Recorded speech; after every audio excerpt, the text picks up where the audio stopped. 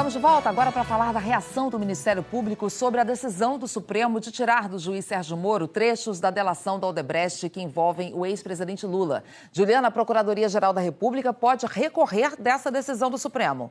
Ana, e agora os procuradores estão esperando a decisão da segunda turma do Supremo ser publicada no Diário da Justiça para ir avaliar os recursos. A Procuradoria-Geral da República considera que há uma conexão clara das delações com os crimes praticados contra a Petrobras. E a Força Tarefa da Lava Jato declarou que a decisão não tem qualquer repercussão sobre a competência do juiz Sérgio Moro para julgar os processos.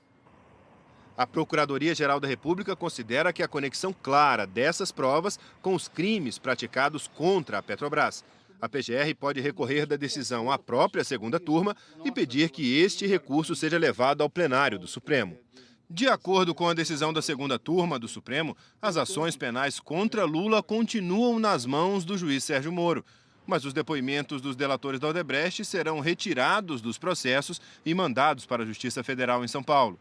Nesses depoimentos, os delatores dão detalhes sobre a reforma do sítio em Atibaia, em São Paulo, para o ex-presidente Lula. Além do caso do sítio, a decisão do Supremo retira da Justiça do Paraná trechos da delação do Odebrecht relacionados à compra de um terreno para o Instituto Lula.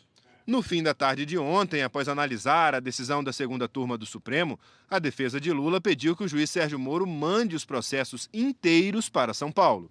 Os advogados dizem que não há qualquer elemento concreto que possa indicar que valores provenientes de contratos da Petrobras foram utilizados para pagamento de vantagem indevida a Lula. A defesa alega que Moro não é o juiz competente para julgar os casos, a menos que se queira desafiar a autoridade da decisão proferida pelo Supremo Tribunal Federal.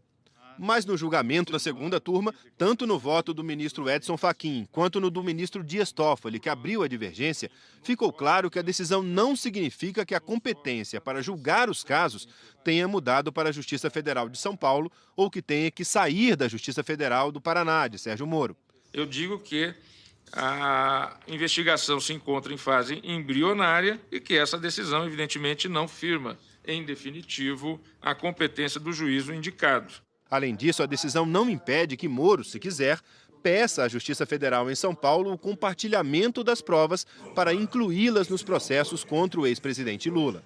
Os procuradores da Lava Jato em Curitiba se posicionaram em relação à decisão do Supremo. Disseram que ela não impede que os processos contra Lula prossigam em Curitiba. Em uma petição dentro dos dois processos em que o ex-presidente Lula é réu no Paraná, a Força Tarefa da Lava Jato disse que entende que o Supremo não discutiu a competência de Sérgio Moro para julgar essas ações e, por isso, seguirá em frente com as investigações. A Força Tarefa esclareceu que a segunda turma analisou os autos numa fase inicial dos processos, o que não levava em conta os avanços das investigações.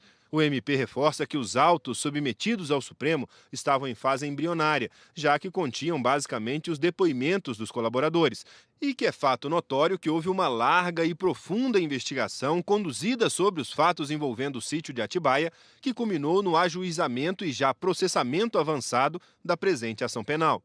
Os procuradores dizem que a vinculação dos fatos com propinas pagas pela Petrobras decorre de um amplo conjunto de provas, entre elas documentos, perícias, testemunhas e depoimentos. O Ministério Público sustenta que as provas foram colhidas muito antes da colaboração do Odebrecht e demonstram, inclusive, a utilização de valores do setor de operações estruturadas da empresa, que formavam um caixa geral para pagamentos de propinas, abastecido com dinheiro proveniente, entre outros, dos crimes de cartel, fraude a licitações e corrupção de diversos contratos do grupo econômico com a Petrobras.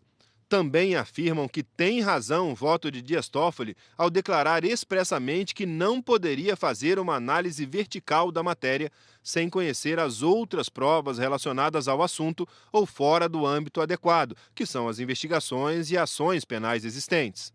O documento conclui que, apesar do lamentável tumulto processual gerado pela remessa de depoimentos a outra jurisdição, a decisão não traz qualquer mudança fática ou revisional, e por isso a ação deve prosseguir regularmente.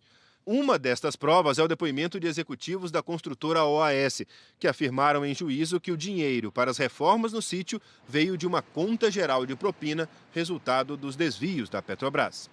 O caso do Instituto Lula já está na fase final, nas alegações finais. E em relação ao sítio da Atibaia, a fase é de depoimentos da defesa. Ana Paula.